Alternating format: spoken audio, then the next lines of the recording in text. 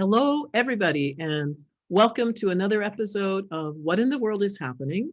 Today, we're going to be talking with Mike Nolley. We're continuing a conversation we started last week, and today's show is called Building a New World, Responding to Our Own Souls.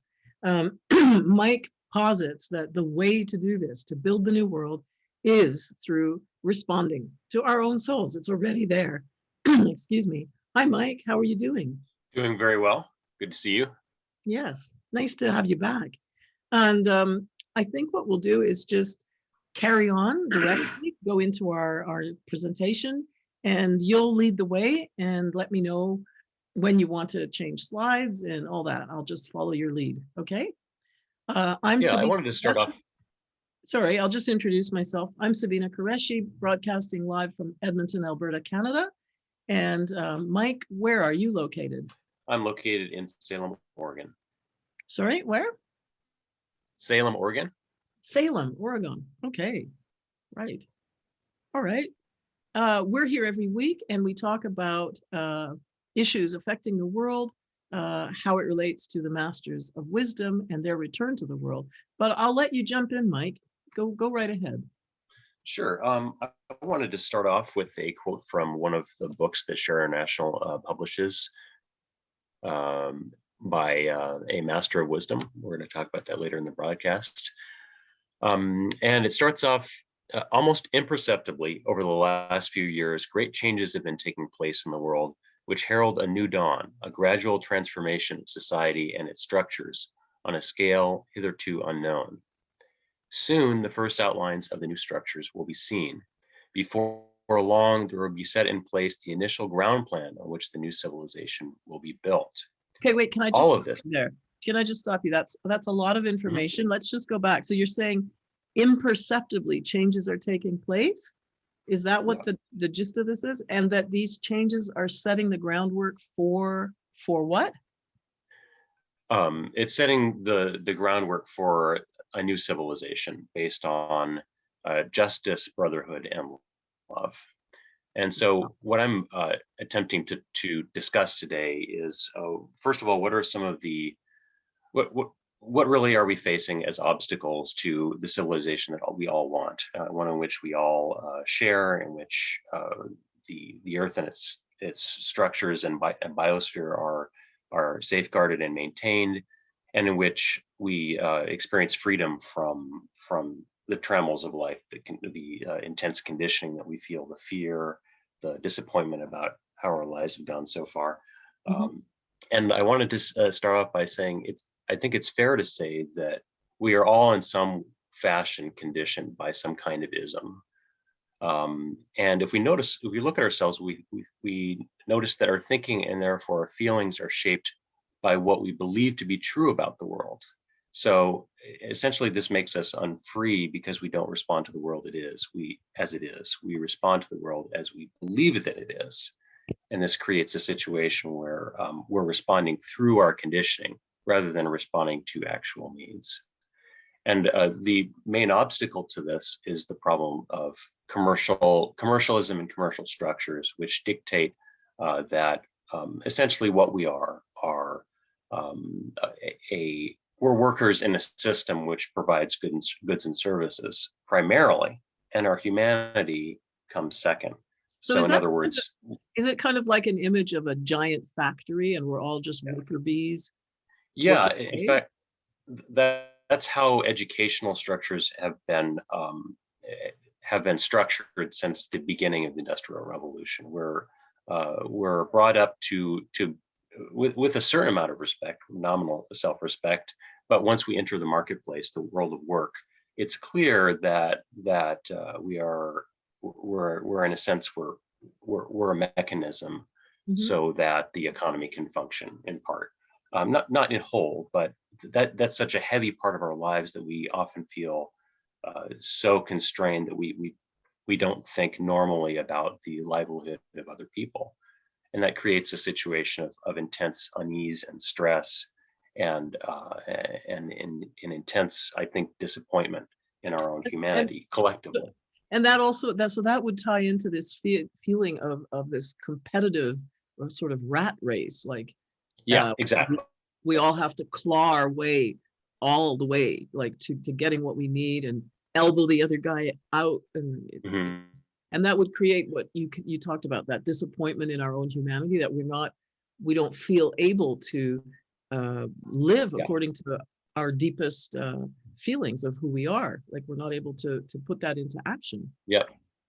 I'm going to get to this in a minute, but it's just worth saying that that sharing as a solution solves both the problems of being forced to run the rat race and also being in charge of that rat race.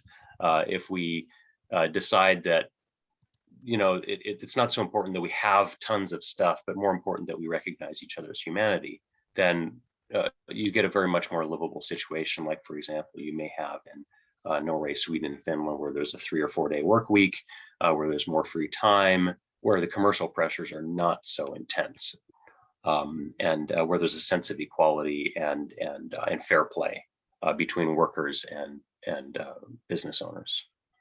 Wow. But as it is, we feel the opposite. We feel there's no balance. Yeah. Wow.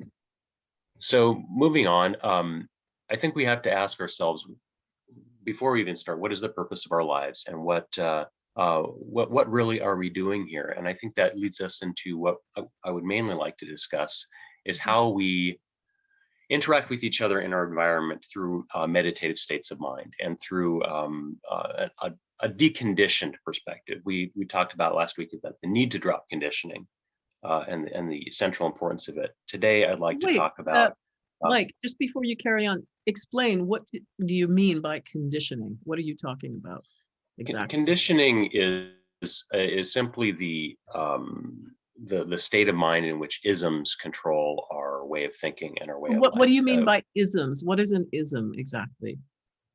For example, the ism of commercialism or the ism of communism, for example. These are two conditioned states of mind. In the one case, it's the rat race that we were talking about, and the other, the state of a belonging to a totalitarian state, is where individuality is suppressed. The individual is not allowed its free expression, and so. And this flies in the face of our everyday experiences, that there's always an individual component despite the existence of a group. So you have to have both of those things. But you're using the word isms to describe like all the words that end in ism. Like, are you saying like so there's, for example, you mentioned totalitarianism, but what about like socialism? I mean, I've always thought of socialism as a good thing. Are you saying that's also not that's also one of these isms that it's is not so much Uh-huh. it's not so much that isms are bad. It's that if they are considered to be the ending point of our life, the essential meaning of our lives, if we stop at socialism and say, well, that's what I believe, then we've denied our humanity at that point, because we've adopted an ideology as our framework, as our way of looking at the world, So which are is you not using, real life. so you're saying an ism is basically just any ideology, any belief system? Yes, it's an idea which has any person has fixated on as the solution, or the way they wish to look at things. At that point, as soon as you've adopted an ideology, you look at the world through that ideology, and so there will always be conflict with the world in that case, because the world is not conditioned primarily by ideologies. It's conditioned by the force of life, by life as it is. But how is that different from, for example, on our show every week we talk about uh, sharing as the means to creating the world we want, but couldn't you say that's also a type of ism? There's a notable difference between basic human values and isms. Okay. You might say that sharing is beyond isms, because it does not require the adoption of an oppositional structure. If this, then not that. So, in other words, by sharing, I'm doing many different things at once. By sharing with my brother, first of all, I recognize that he is the same as me, that his needs are the same as mine, and also I'm solving the problem of improper distribution of resources. Sharing is an action rather than a belief. So if I believe in sharing, I have sharingism. So yeah, that's definitely, I think we ought to share, but I still don't. Or I believe that the world ought to be a place in which we all get along things. But if I myself don't share on a regular basis, then I've simply adopted an ism. I'm not actually participating in the action of sharing. So likewise with other structures which profess to do one thing but don't actually, like governmental corruption, for example. A government is supposed to meet the needs of the people and to represent the people's interests. And if it's corrupt, it's just not that. It's not participating in the action which its purpose would imply. Did you say if it's correct or if it's corrupt? I couldn't hear that one. Corruption, government. Oh, okay. Corruption, corrupt, or business corruption of any kind. Yeah. Right. So we had agreed. We talked about last week about a state of mind in which all the isms drop away, in which we have a fundamentally new state, a new way of looking at things. And there's some real help that we can find in the Eastern traditions. The Eastern religions have an interesting way of looking at life that's a little bit different than the Western one. In the Western world, we have the idea of God the Father, or authority structures, authority figures, and the whole problem, which many people have identified as of patriarchy, that kind of thing, where there's a tension between those who are ruled and those who are ruling.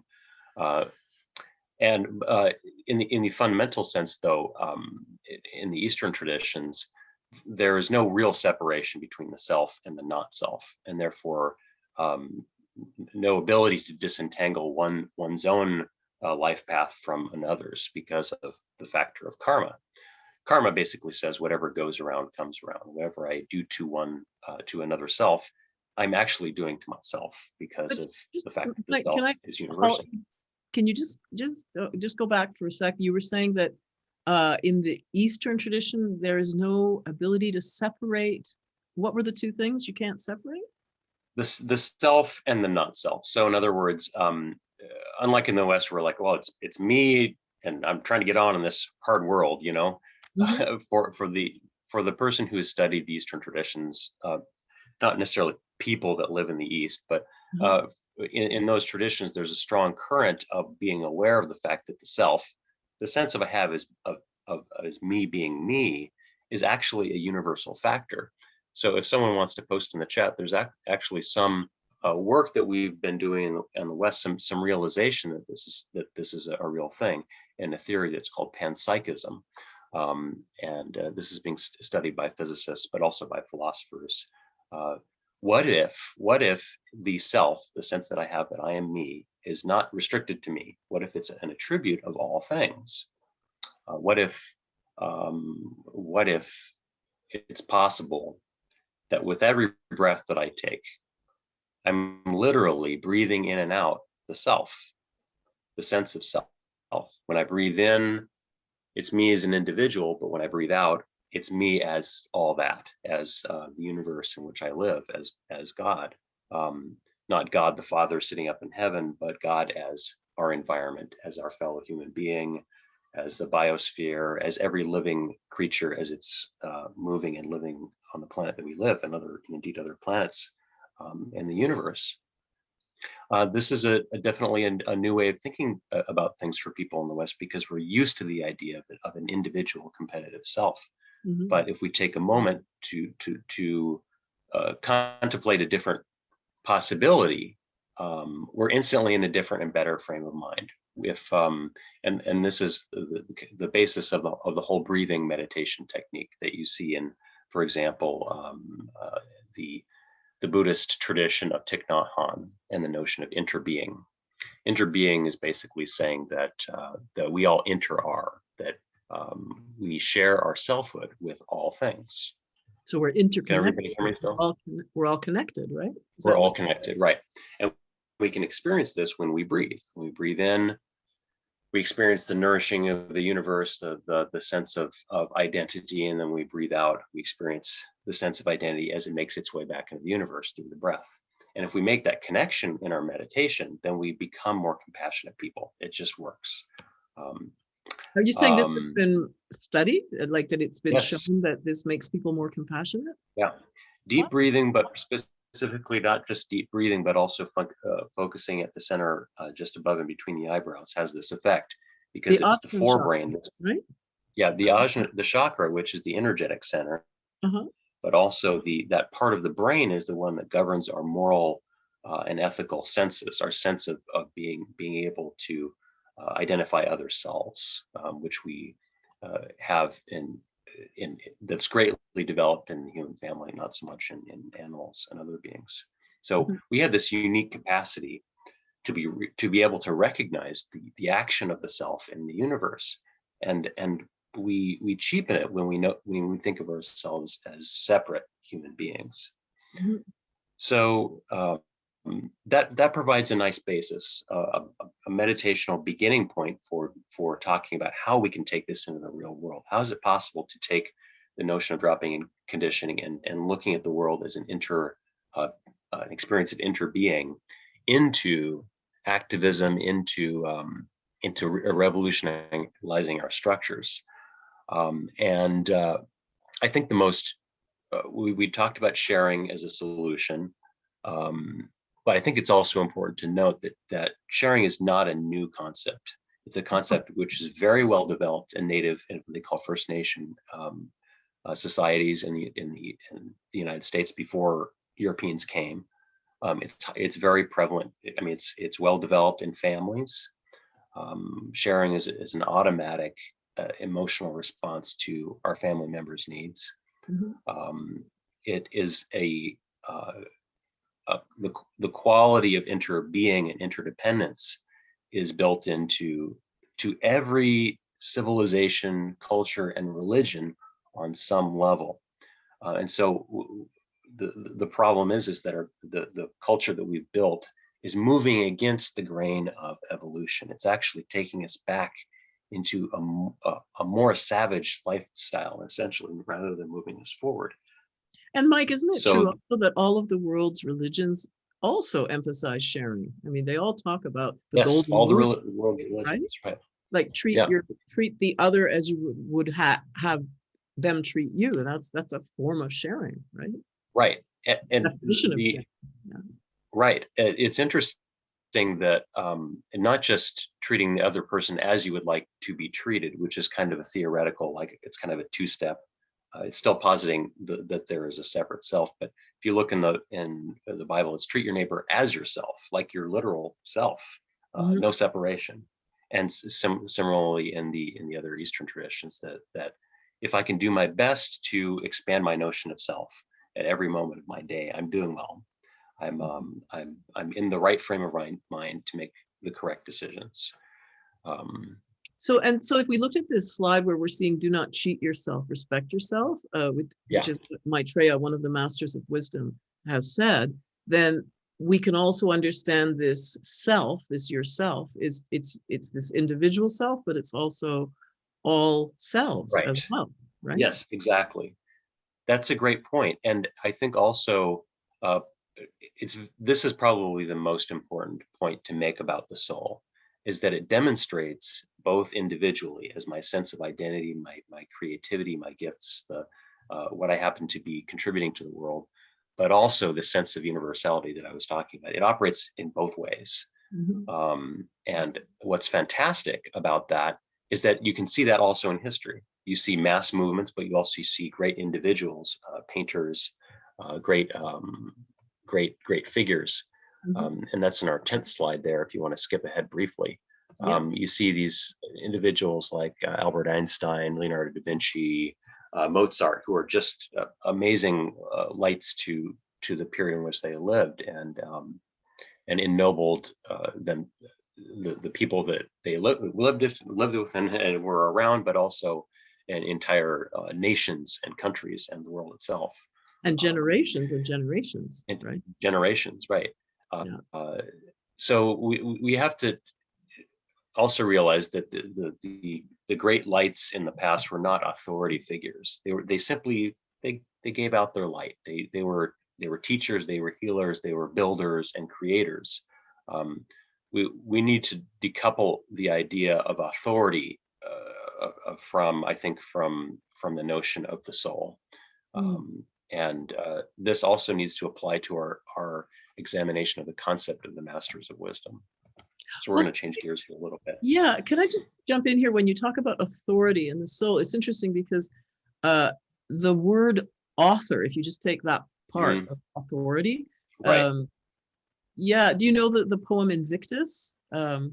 I am the captain of my um, soul. I am the master of my fate. This idea of authority as authorship, or Hmm.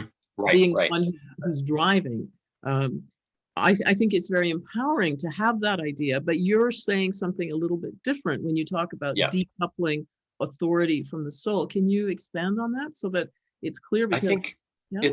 there's a combination of isms which operate in the particularly the American psyche. Is like, well, we don't need leaders, right?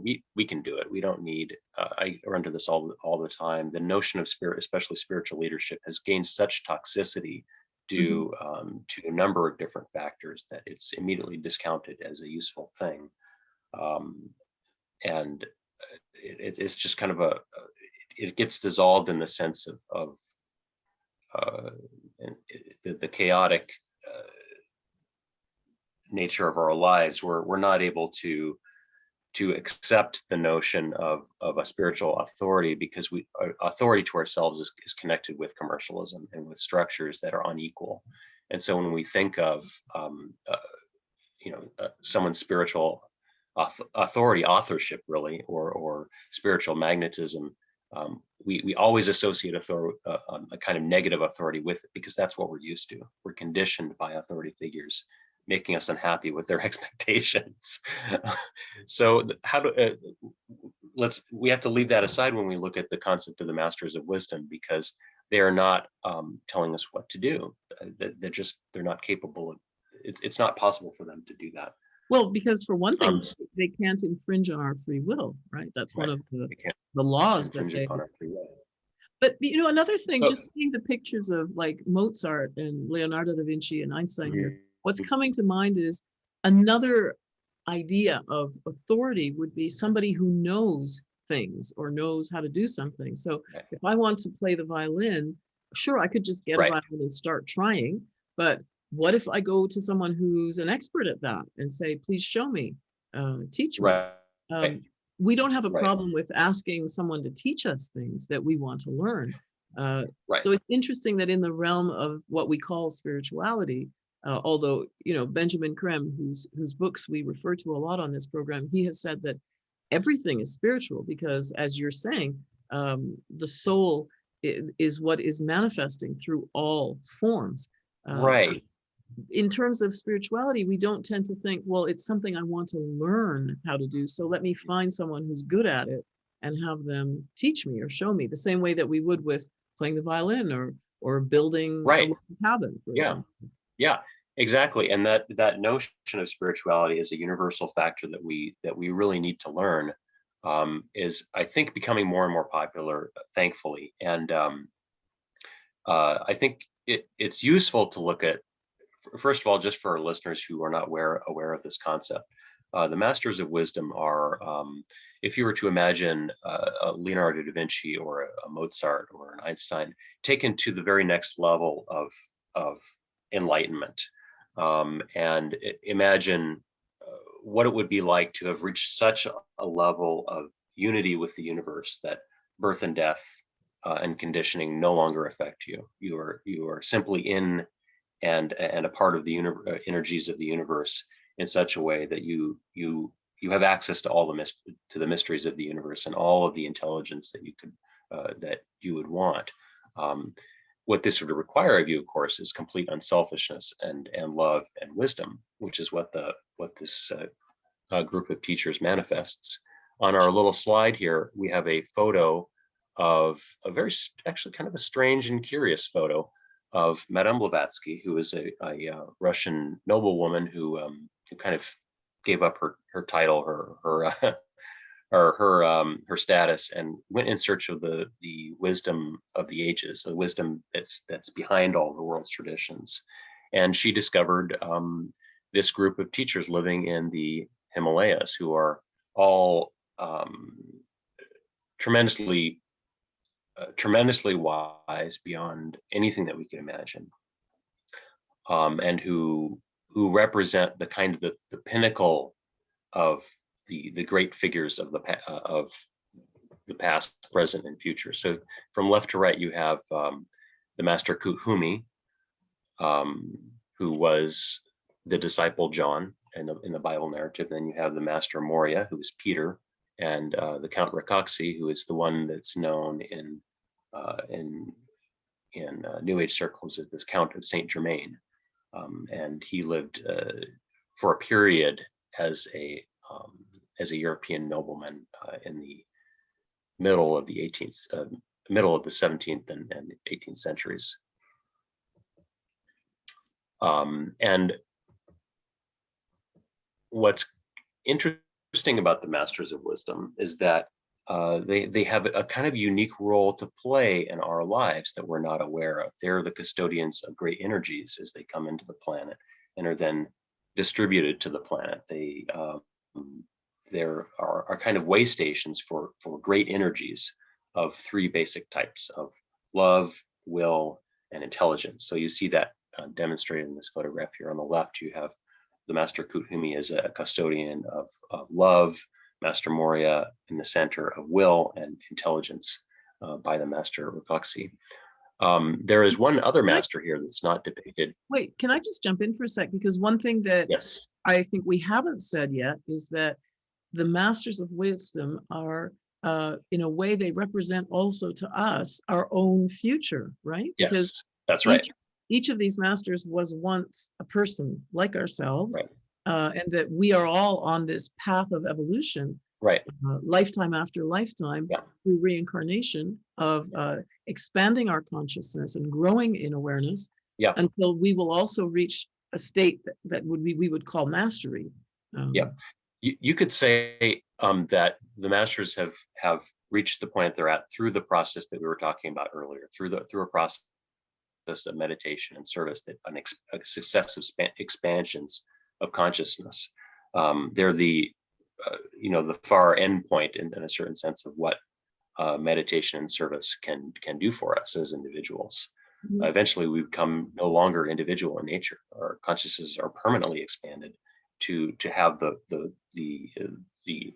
values of this planet that we live on preeminent in our minds at every moment. And I think the other thing that's interesting to note is a difference between two different words. We don't like the idea of patriarchy, and so this is people have problems with the Masters of Wisdom because they're men and because of the idea of authority structures that are affected by commercialism. But hierarchy and hierarchy, which is the idea that for every state of consciousness, there's a duty that you are apportioned. For every being, indeed every form in the universe, your consciousness determines what you do in life. That's the notion of hierarchy. It's a great chain of being. It's a set of relationships. It's not about authority. And so the masters are not exactors of our obeyance. In fact, we need to invite them forth. So wait, so you're saying it's not about hierarchy the way we think of it in the business world, like right. people telling other people what to do, but rather it's about responsibility or response. Like the word responsibility is actually the ability to respond. So the degree of consciousness or awareness that you have will also determine how much you're able to respond to life around you. Exactly. Okay, so Precisely. That's what you're talking about in terms of hierarchy. It's different levels of awareness and different levels of the ability to respond. So someone, so each one is responding at their level, basically. Is that right? Exactly. And that responsiveness, when it's knit together in a functioning whole, becomes something of tremendous power. So moving on to slide 11, when the voice of the people, when the voice of humanity becomes coherent, when its voice arises together for the concept of sharing, then you will see an amazing transformation happen. And also will become aware at that point of of the force of love writ large, that's both going to be experienced and is being experienced as a group phenomenon. The group Christ has been talked about for years in New Age circles, the expression of the Christ principle in terms of groups of people. But also what they will notice is a great teacher amongst that throng, who we call Maitreya. Maitreya is actually the head of the spiritual hierarchy, the head of the group of masters of wisdom, the wisest among them and the most developed along the line of love. He has love and wisdom perfectly balanced. And wouldn't that mean that he's also the one who has the greatest ability to respond? Yes. Yeah. Okay. Yeah, and in fact, Maitreya is the one who responds to every prayer that every human being has ever made, at least in recent history. That's amazing. He's the one who responds to our heart's desire for connection with God, and he responds in whatever is possible within karmic law. So are you saying he can hear or perceive what every single human being is petitioning or asking in their heart or wishing or yeah? That's incredible. Of course, the best way to pray is to realize that you're connected with God. The main way in which we express prayers in the West is as a sense of separation, which is not particularly helpful, because if you think that you're separate from God, God can't answer your prayers. If you can't become an instrument of God, then God will not be able to work independently of you very easily. It can happen, but it's harder. But so the maybe sense that of idea of asking God for something and seeing God as separate from ourselves is kind of based on the way that we function in our materialistic world, in like just the business model that, I'm going to go ask the boss for a raise, that type of thing. It's not that's not a part of things. It's just that it's so over dominant in our way of thinking that it needs to be modified in our understanding. So it's not as if we don't have ultimate respect for the masters of wisdom or God or our boss. It's that there needs to be a sense of deep connection, and that's indeed what makes any good business run, is a good sense of sympathy between the capital side of things and the labor side of things, and that's what unions are intended to do. Going back to the subject of the masters of wisdom, and also the voice of the people, I just want to read some of this message by Maitreya, message number 131. For those who are not familiar, Maitreya gave over 100 messages through the late Scottish artist Benjamin Creme, who's the founder of Share International, the magazine which and nonprofit that sponsors this newscast. Maitreya, in these passages, speaks very poetically and movingly about the voice of the people. So I'm going to read here. A sweeter atmosphere of hope will enter the affairs of men. A new call for justice will sound forth from all quarters, and in the midst of that clamor, you will find me. I shall sustain all who call for peace, for justice, and brotherly love. I shall call to my side all who love their brothers. From all parties and all nations they will come, gathering around me. I shall fill their hearts with hope and love, and in mounting numbers they shall conquer the world. This process has begun. Already the voices of the people are being heard. Louder and louder they cry for justice, for peace for all time. A renewed hope seizes mankind, and this gladdens my heart. Yeah, Do you see, even reading this aloud gives you a sense of Maitreya's energy, the energy of love that is conquering the world, or will conquer the world. And you can get a glimpse of the mass movement of people towards justice that you can see in many countries of the world. And I think it's important to note that you see the most potent movements in many cases in those countries where you have the worst problems. For example, the unfortunate case lately has been Myanmar, and not so successfully at the moment. But in the United States, you had Occupy and more recent movements like Black Lives Matter. And in fact, I think you will see even greater movements in the future in the United States, responding to this problem of commercialism and inequality And that Mike, will can I just jump completely in? change our perspective. When you talk about Maitreya, the energy of love, isn't Mhm. it true that he's also said that this energy, it's not, we say it's his energy. He's used those words, but what he says is that this energy of love is in all of us. It's what we are, in fact. Mhm. And so in a way, he's saying the same thing you were saying earlier, that like he embodies that love. Each of us has that in us, and we're on a path towards becoming able to express it more and more and embody it more and more. So in Mhm. that sense, we are the same as Maitreya or any of Yes. the masters of wisdom in our essence. The only difference is the degree to which we're expressing it. Yeah. I think that's important. It's very important to note when one is thinking about Maitreya, because absent that notion of the soul, it looks like another imposition.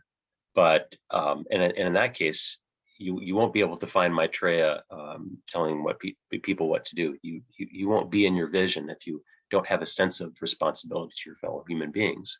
But just to the same degree as you have this sense of responsibility, there Maitreya is.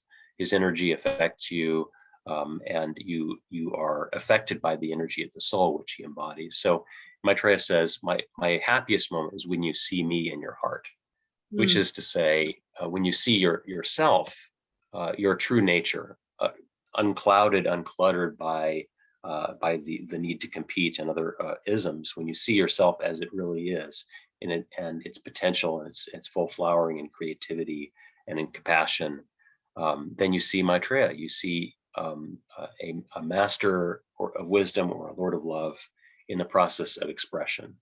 And that's Maitreya's way of teaching. He brings out of us that which we really are, rather than imposing on us that which we are not.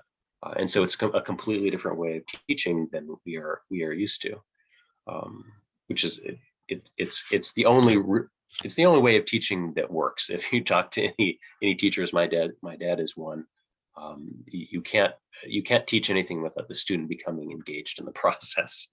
And that's what Maitreya is about. He's about us standing up and beginning to be engaged in the process of changing our civilization.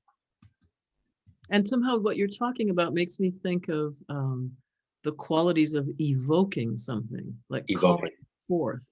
Uh, and right? often people talk about modeling. More and more we hear that word, to model behavior. For example, if you're teaching children or if you're a parent.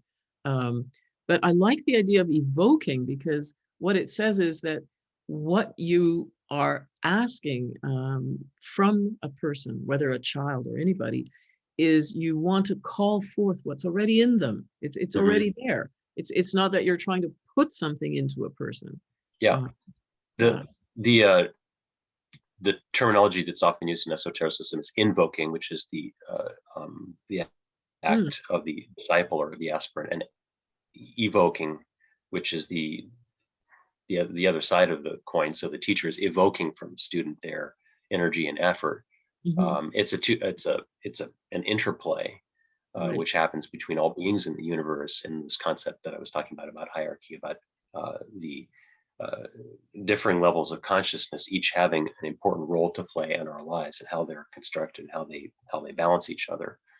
You can't have existence without these varying levels of, of conscious unfoldment. It just falls apart. So the process of evoking and invoking is related directly to the what we call the great chain of being, to the relationship between conscious entities in our experience. It's all a teaching experience. It ultimately. And so it's very much about this interplay as you describe it. Mhm. And so it's all about groups in a sense. And uh, we Yeah. know that the age of Aquarius, which we're now entering, is the age of synthesis, or of the coming together of different parts to create something new. Uh, Hmm. so that's a very exciting thing to consider, that everything you're talking about is really the nuts and bolts of how that happens, right? Yeah. I want to take a step into just practical steps for people who may be listening. There are a number of different practical steps that we can take to start to manifest the soul in our lives. We're going to talk about meditation in a second. That's very important, but it's also possible to do a great deal of important service work. There are a couple of organizations I just want to mention. There is Oxfam, which is a great nonprofit that works to evoke from developing countries their best efforts and facilitates that through cash. They don't go in to fix problems, but they assist the fixing process from within cultures and within those cultural contexts. There's FCNL, which is the Friends Committee on National Legislation. It's a group of Quakers that advocate in small groups to legislatures for specific issues, particularly ones related to peace. There's a tendency lately to counteract the lobbying that's done by commercial groups, by nonprofit groups, to try to get into legislators' ears the concepts of sharing and justice.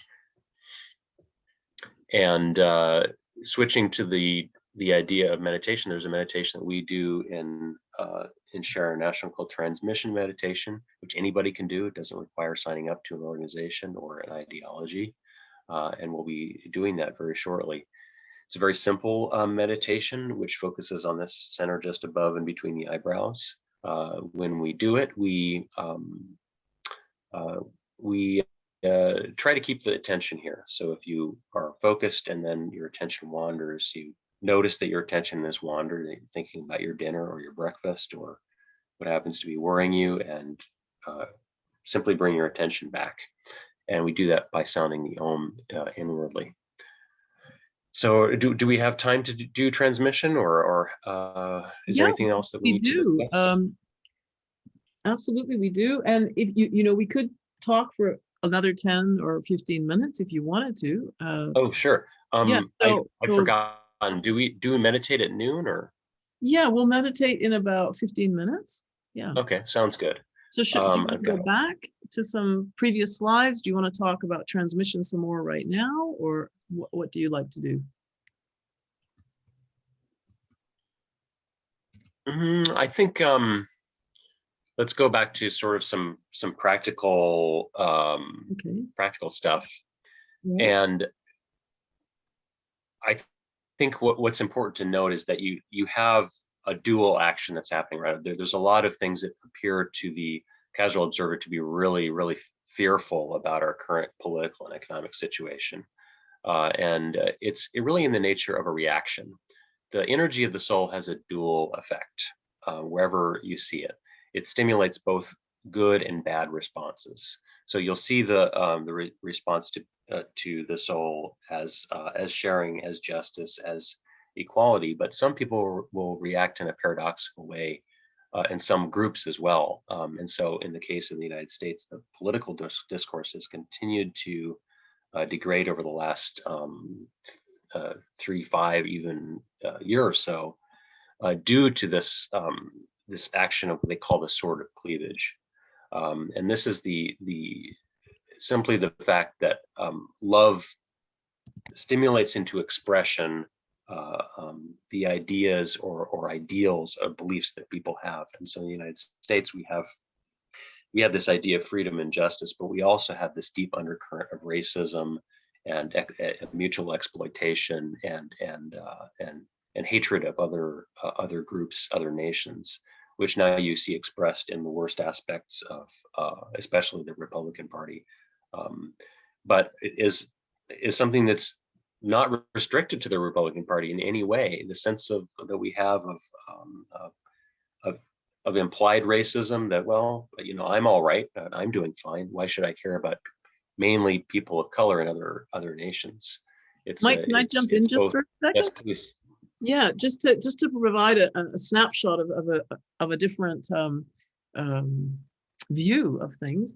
Our live stream chat host just did a poll right now of people who are watching the show on the live stream, and asked the question: Do you believe that the principle of sharing on a global scale can transform all life? And the results of the poll are 92% said yes, 0% said no, and 8% said I'm not sure. So that's in contrast to the kinds of streams of thought and tendencies that you were just describing. So there is also that other. Right. Yeah. Yeah. It's not well reported, but there's a major, the major result of the action of love is this change in our consciousness and the anticipation of something wonderful that's going to be happening.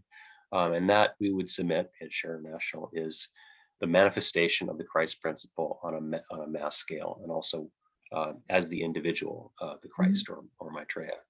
Rather than it being a religious phenomenon where everybody's expected to adopt a belief, it's rather almost the exact opposite.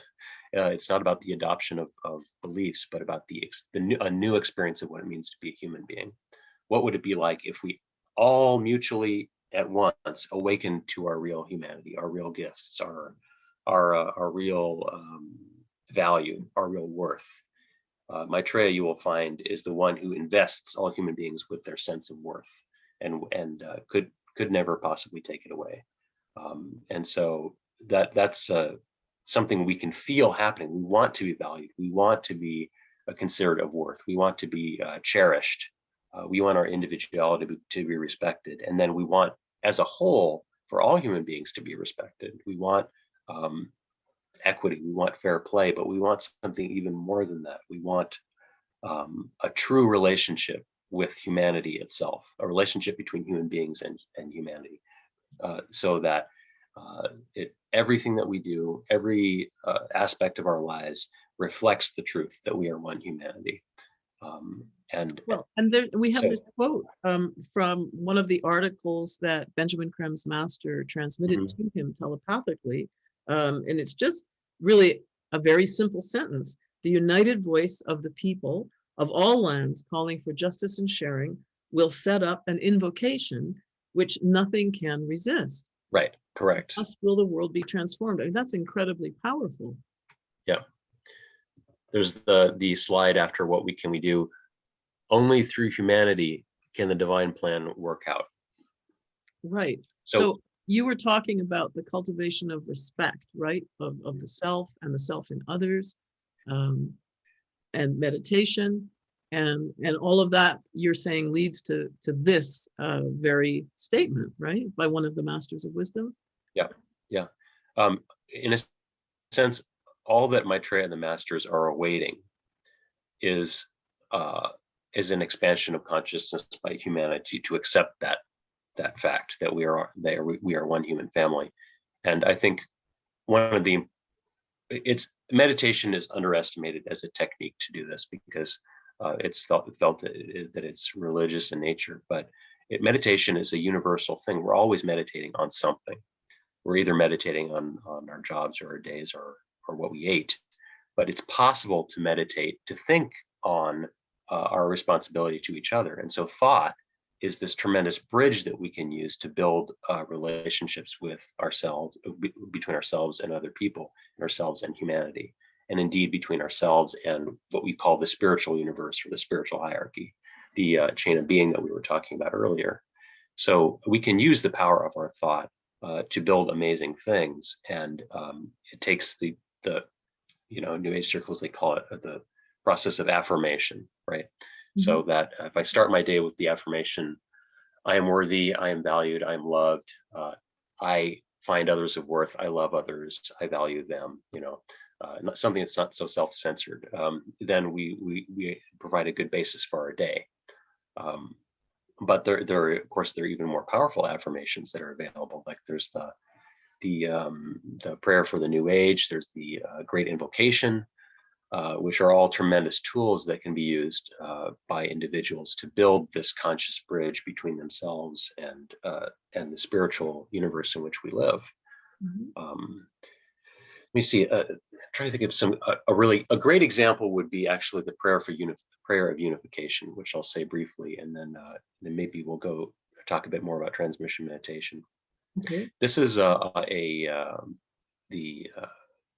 mantra of unification is something that was offered by Alice Bailey back in the mid 40s as a way to recapture an ancient prayer said in Atlantean days that stated the soul desire that we all have to love.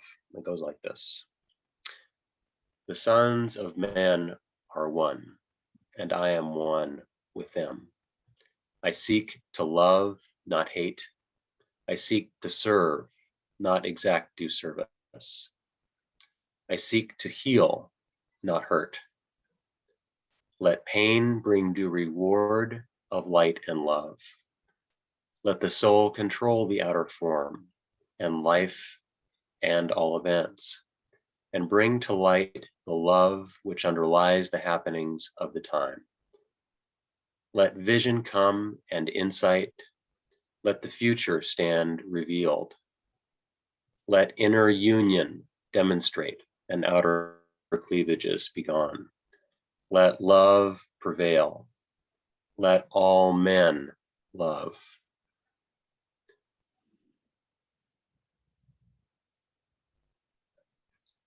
So it's we can notice that there's energy that's created by that act, by that mantra, or by that invocation or affirmation, creating the sense that we're one with humanity, that there is no separation, that unity is the underlying factor in our lives.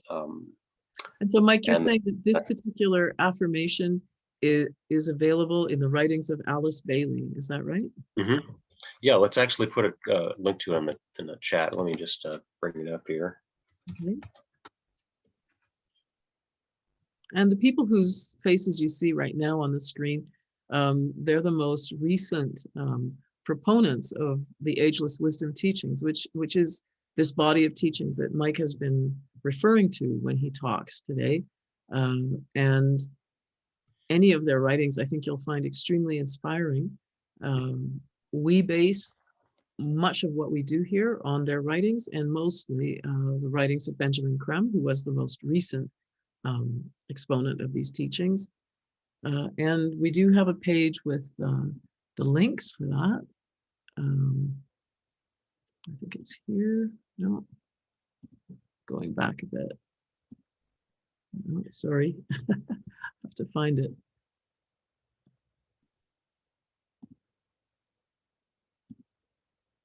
Oh, I'm going the wrong direction. Sorry. Let me try to find that slide.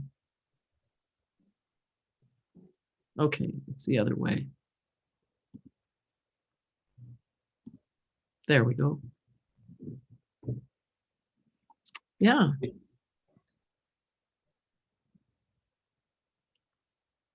So Mike, there's some really exciting resources out there for looking into the power of sharing and the power of our spiritual lives. There's organization, Lucis Trust, Agni Yoga, and actually quite a few others if a diligent search is made. There's a great deal out there to support the individual as they enter the spiritual life, and none of it excludes the others. You'll find people who try to make political hay out of differences, but they are not the primary factor in these groups and what they offer. That's right. And you can also, in addition to these websites here on share-ecart.com, you can download and buy books by Benjamin Creme. There's also a magazine, Share International, which comes out 10 times a year. Books that are available for free download, these 4, and they talk. There's one about transmission, about the meditation that we're going to do now that will start in a few minutes. And they're really, the Ageless Wisdom Teaching is a very small book that describes, it gives you an overview really of this perspective that we've been discussing. And I think now we should go into the meditation, right, Mike? Yeah. So transmission meditation, it's a very simple meditation that we like to close our show with. We do it for about a half hour. You're welcome to continue, of course, beyond that, or stop any time. But it's a meditation for this age, the age of Aquarius, and beyond. It's a group meditation. 3 people are the minimum number who are required. And it's a very simple meditation. Do you want to describe it a little more, Mike? Yeah, meditation, transmission meditation is in many ways like other forms of meditation that works with the chakras. Whenever we do a prayer or meditation, our chakras are activated. The difference with transmission meditation is it's a deliberate effort to activate three chakras in particular and to utilize them in energetic service. So, in other words, to become way stations of the energies of the universe, particularly light, love, and power. So we focus at this center, but you'll find that the other chakras are also involved in the process.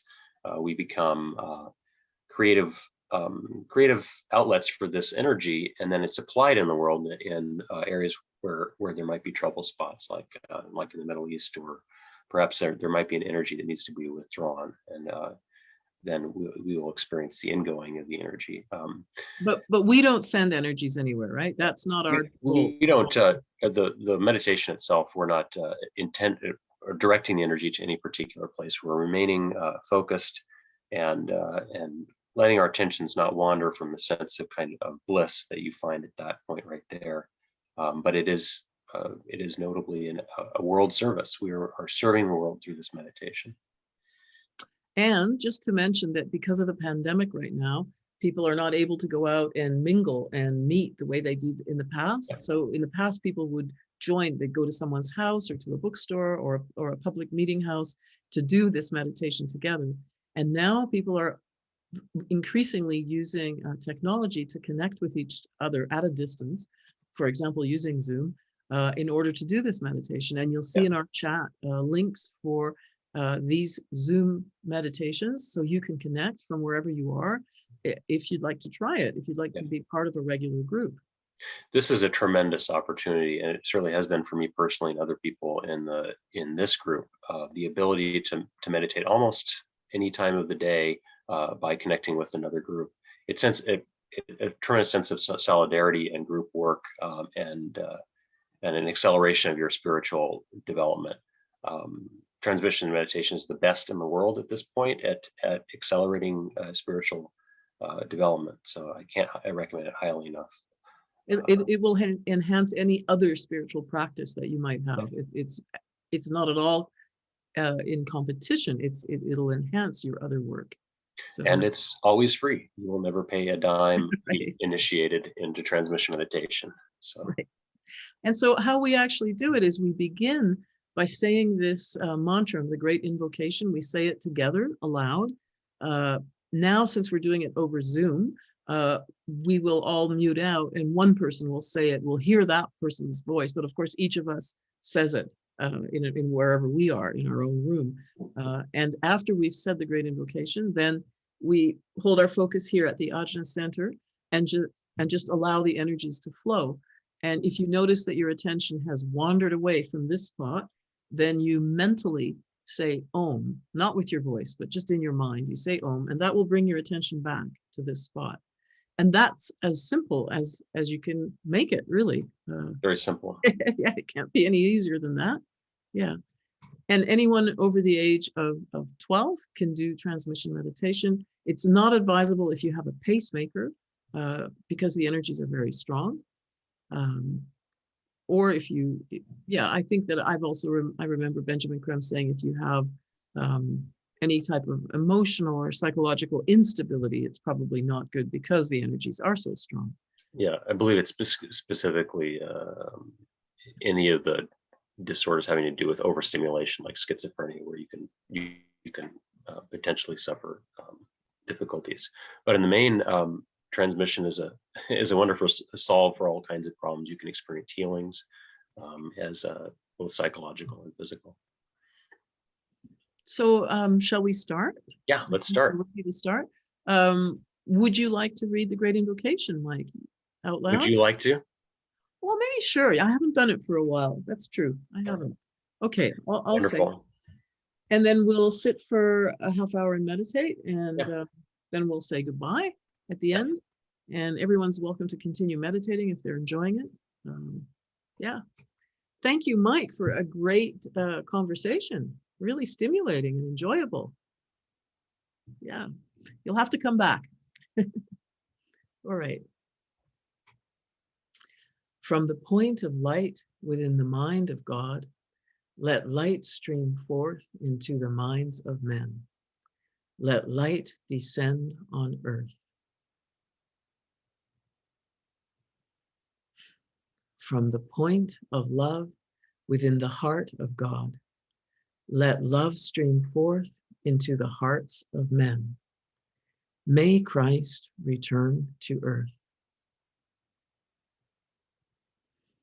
From the center, where the will of God is known, let purpose guide the little wills of men, the purpose which the masters know and serve.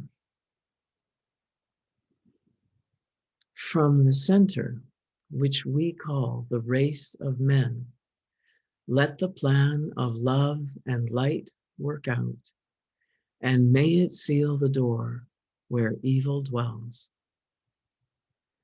Let light and love and power restore the plan on earth.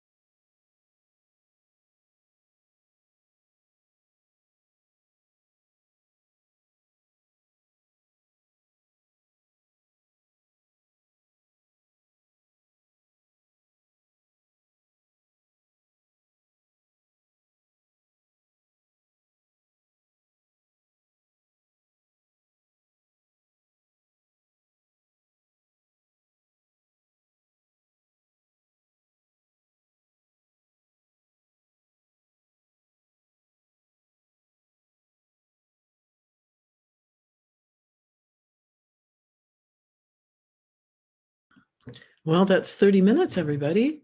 And it just seemed to go in a flash, I have to say. Um, Thank you for being with us. And we won't be back next week.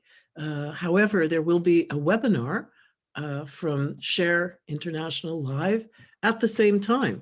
And there will be a link posted on the Share International Canada Facebook page. So please attend that. I think you'll enjoy it a lot. It'll be approximately the same duration, about an hour and a half long, starting at the same time. And we'll be back in 2 weeks at the same time.